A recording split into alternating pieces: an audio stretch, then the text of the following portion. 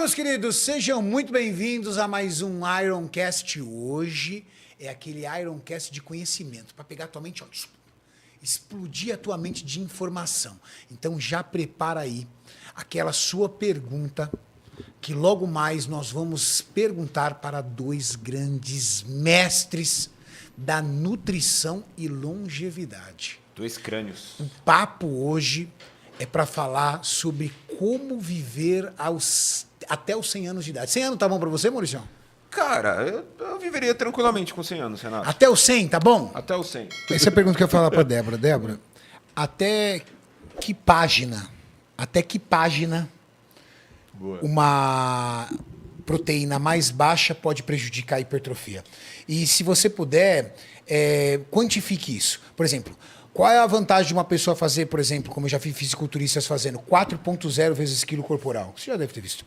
3.0, 2.0 e agora, recentemente, 1.6 aí já entrando como convencional suficiente para hipertrofia. Perfeito. Tô com o meu mestre aqui, então qualquer coisa, né? Se falar alguma besteira, ele já tá aqui para me corrigir, porque tudo que eu aprendi foi com ele.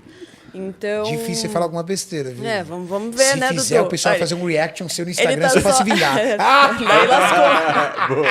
Dudu tá só de olho aqui, ó, não vai falar besteira, hein, pelo amor de Deus.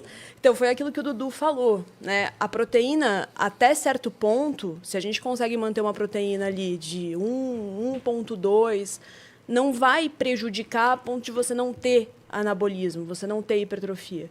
Mas o que o Dudu ele tenta passar bastante para nós é a possibilidade de ciclagem proteica. E era isso, eu acho que ele ia entrar nesse assunto agora, que é justamente manter a proteína por momentos mais baixa e em momentos mais alta. E dessa forma você não fica o tempo todo estimulando ali com uma proteína extremamente alta. Mas você tem um paciente hoje, senta na tua mesa, chega para você e fala assim: Débora, eu quero fazer uma recomposição corporal, meu percentual de gordura está em base aí mais ou menos de 18%, quero reduzir meu percentual de gordura para casa dos 10%, mas eu quero ganhar massa muscular, o meu foco é hipertrofia, eu estou treinando para isso, peguei um personal. Quando você olha para um paciente desse, eu estou falando isso porque é a realidade das pessoas. Uhum. Quando você olha para um paciente desse, focado em hipertrofia, que é relativamente jovem, sim, mas hoje, entendendo os conceitos também de longevidade e a tua missão, sim, como profissional da nutrição, equilibrar, que foi o termo usado, entre a estética, performance e a longevidade, como é que você olha para a proteína para esse paciente?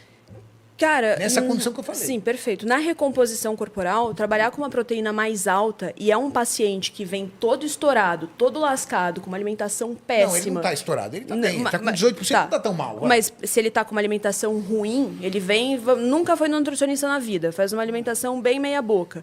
Ele vem com uma proteína já muito alta. Se eu faço uma redução, ajusto a proteína para 2 gramas por quilograma de peso, eu já estou deixando ele melhor, certo? Se ele, é muito comum no mundo fitness o paciente já vir com uma proteína extremamente alta, desnecessária. O que eu mais atendo são pacientes que estão ali com 3,5 grama por quilograma de peso, completamente desnecessário, porque se entope de proteína achando que mais proteína é mais hipertrofia.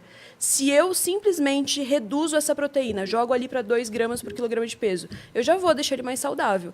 Agora, se eu começar a entrar na mente dele, querendo trazer ele também para esse lado de longevidade, propor num futuro uma ciclagem proteica é uma boa ideia. Mas eu não faria isso com uma pessoa iniciante ali, que está entrando nesse mundo agora. Porque eu acho que provavelmente ele ia achar bobagem, ele quer o shape. Se ele quer o shape, a gente vai trabalhar com shape e vai ficar ali com 1,8 gramas de proteína por quilograma de peso. Desnecessário. 3, 4, enfim. Eu vim de uma geração que comia muita proteína, porque... minha primeira competição foi em 2002. A Estrofel atrás de você, que é vice-campeão paulista em 2002. São 23 anos atrás. 23 anos atrás. E eu vim de uma geração que comia muita proteína. Muita proteína. Zerava o carbo e comia proteína. Cara, zerava carbo, comia muita proteína. E eu reduzia muito meu consumo de proteína há já um bom tempo. Justamente por ter essa oportunidade incrível que eu tenho aqui, de o tempo todo ter experts, e estudando e aprendendo muito com todos vocês, eu venho desde 2021 reduzindo minha proteína. E a minha proteína fica na casa de 1,6, 1,4. Se eu percebo que meu treino está muito bom, tô treinando forte, tô treinando bem, aí eu subo para 1,6. A gente 1,7. viu pelos teus exames mesmo, eu já avaliei, já com o doutor, a gente notou que sua proteína não devia estar muito alta. Não, mesmo, e se eu percebo que minha proteína, por exemplo, que eu já não estou treinando tão bem, que o dia não está ajudando, que o trabalho está demais, eu também baixo um pouco a proteína, porque eu vejo que o recrutamento vai ser um pouco menor. Sim. Então, eu vou fazendo isso. Eu já trabalho com proteína baixa há muito tempo. E eu percebo uma coisa que eu achei assim, um pouco notório na baixa da proteína, é que toda vez que eu começo uma proteína mais alta, eu percebo que a minha... Eu já tenho 48 anos de idade. Eu vejo impacto na minha pele. Eu percebo a pele cansando um pouco mais. Será que isso é um fator psicológico? Será que é um ecossistema de que eu vou se encaixando? Porque eu também estou treinando mais? Porque eu estou mais forte? Ou, entendeu? A pele vai perdendo gordura? Ou existe alguma correlação entre abuso de proteína e um envelhecimento mais rápido da pele? Então, Ou talvez a minha visão seja envelhecimento de pele, não seja envelhecimento de pele, seja a mudança da composição da pele, mais oleosidade, né? Mais liberação de ureia. Porque a proteína ela é o macronutriente que mais sinaliza um hormônio chamado IGF-1, né? Que é um hormônio mediador do hormônio do crescimento, que é o hormônio que estimula o crescimento, a proliferação celular, enfim. Então, esse hormônio, ao mesmo tempo que ele é muito importante na infância e na adolescência para promover o crescimento dos órgãos e dos tecidos, inclusive o GH, né, o hormônio do crescimento, ele, depois dos 20 anos, ele começa a cair drasticamente. Ele cai. Fisiologicamente, o GH cai, né? É como se ele tivesse feito o trabalho principal dele e depois ele funciona fazendo um trabalho mais de coadjuvante. Esse IGF-1 ele é muito responsivo à proteína, né? Principalmente em indivíduos que não são idosos. Nos idosos é menos responsivo. Então, quando a proteína é mais alta, o IGF-1 é mais alto. Então, esse IGF-1, nos estudos em modelo animal, eles veem que o IGF-1 mais alto ele estimula mais o crescimento do câncer também, a proliferação celular e tal. E esse IGF-1 mais alto, então, ele é um hormônio que pode ser problemático se você pensar a nível de anos e anos que ele fica aumentado, né? Então, é plausível que se você pensa em ter um envelhecimento mais lento, seria ter melhor um IGF-1 mais baixo. Inclusive, tem uma mutação genética que afeta alguns humanos, que é bem rara, né? Que eles têm um IGF-1 muito baixo, porque eles não respondem ao GH. O receptor do GH não responde, então o IGF-1 não sobe. Eles são anões, eu acho, né? Esses anões, muitos deles têm obesidade, mas eles raramente desenvolvem diabetes e câncer. Então, essa mutação, por mais que eles são anões e têm obesidade, eles dificilmente morrem de câncer e diabetes. É muito raro, comparado à população normal. Dificilmente morre. Você já foi num velório de anão? É sério. Mas esse nanismo é um nanismo específico. Maurício já foi num velório de anão? Mano, eu lembrei do corte do ninja.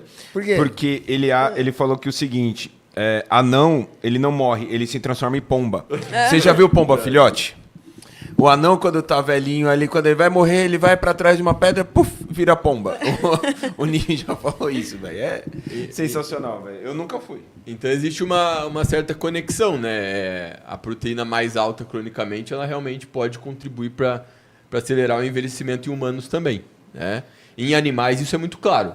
Tipo, no camundongo lá, que tem uma biologia... Já fizeram isso. Sim. Uhum. E eu falo assim, as pessoas falam, mas é em animal. Não, mas tem muitas semelhanças com a gente. Talvez a magnitude do efeito é que não seja tão grande nos humanos, essa mudança da proteína, né? Mas nos camundongos é muito claro. Por exemplo, se você fizer uma dieta... sabe o que eles fizeram? Eles fizeram uma comparação. A dieta de Okinawa, que tem proteína baixa, né? A dieta de Okinawa tem 9% da dieta é proteína. Só? 9%. Mas ela tem muito carbo ou mais gordura? Muito carbo. Muito carbo. Antigamente era batata doce. A dieta de Okinawa é a dieta japonês? Tá. Mas era especificamente da ilha de Okinawa. Tá. Né? E eles comem pouca proteína animal. Bem pouca proteína animal. Bem pouca, mais proteína vegetal. Soja, isso. E eles viram que a dieta, a proporção de proteína para carboidrato de Okinawa era semelhante a dos estudos que eles faziam em camundongo. Quando eles conseguiam a maior longevidade era quando a proteína do camundongo era baixa, mas sem causar desnutrição, né? Porque eles fazem o teste o seguinte, eles baixam a proteína num nível que o animal não entra em desnutrição, porque a gente sabe que a proteína é essencial para o corpo. A pessoa morre. Então se você deixar a proteína em 5% das calorias, você já tende a causar desnutrição. Então por isso que tem que ficar mais perto de 10 para não causar desnutrição. Em idoso teria que ser mais, né? E aí eles observam que essa proporção no modelo animal que dá mais longevidade junto com o carboidrato alto, proteína baixa, também é parecida com o Okinawa e com outras Blue Zones. Agora, não que a dieta de Okinawa seja a dieta ideal, perfeita, mas ela tem uma similaridade com o que eles veem no modelo animal, né? Eu ainda acho que para idoso seria... Por exemplo, lá em Okinawa, mesmo os idosos, eles comem uma proteína mais baixa, né? E na Sardenha também, mesmo os idosos. Talvez fosse uma vantagem eles subirem um pouco mais, sabe? Então tem coisas que nas Blue Zones também poderiam ser otimizadas. Pessoal, a gente tem quase 6 mil pessoas no Instagram, não tem sentido. Vamos para o YouTube. Lá no YouTube você vai ter a oportunidade de ver uma resolução melhor, ver os nossos convidados, porque aqui vocês estão olhando só para minha cara, e ter a oportunidade de realizar a sua pergunta. Então cola lá no YouTube, porque vocês terão mais oportunidade de participar disso. Legal. Débora. Renato, só para complementar aqui.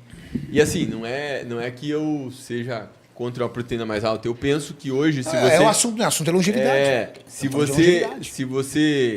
Você pode até certo ponto trabalhar nos hipertrofia, longevidade e otimizar as coisas. Inclusive eu acho, né, que estudar isso abre a cabeça do cara para outra visão. Então, em vez de você ficar com a proteína...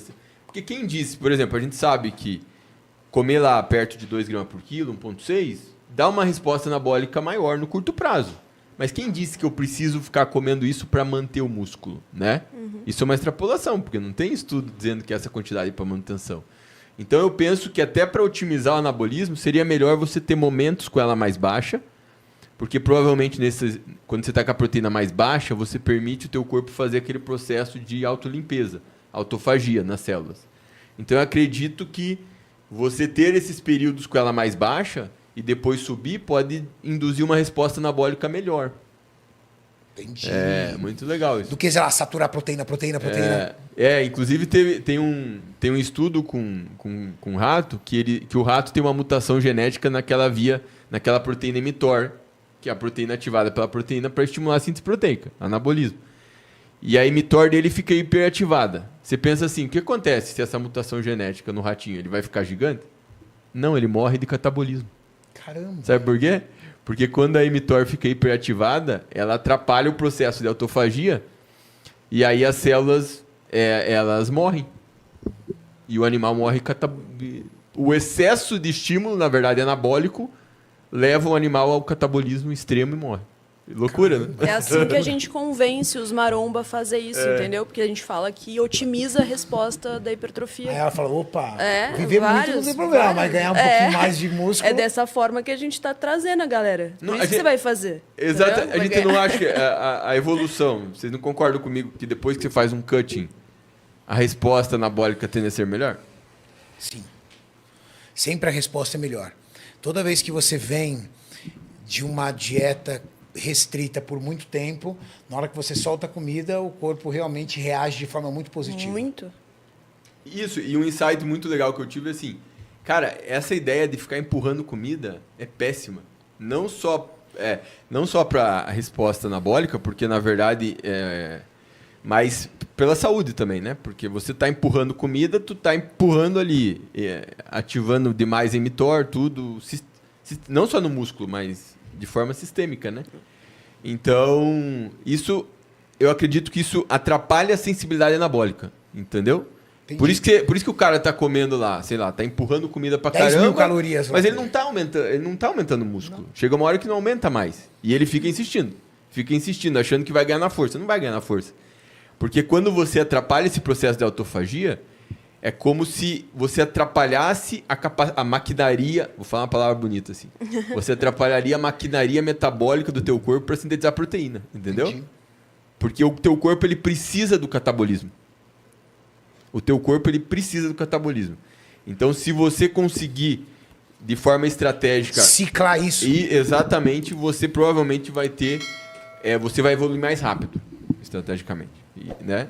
Então, às vezes, a galera perde muito tempo empurrando comida. No off. Exato. E degrada a saúde também, né? Quando o cara fica empurrando muito hormônio, muita comida no bulking, além dele às vezes não tá perdendo tempo, porque chega uma hora que a capacidade de resposta do organismo dele já está saturada, ele também está degradando a saúde, né? Querendo ou não, por estar empurrando. Não, degradando a saúde e, assim, degradando o sistema digestivo, o sistema intestinal dele. Exatamente, geral, né? Geral, Fígado, tudo. geral. Aí chega uma hora já não funciona mais nada.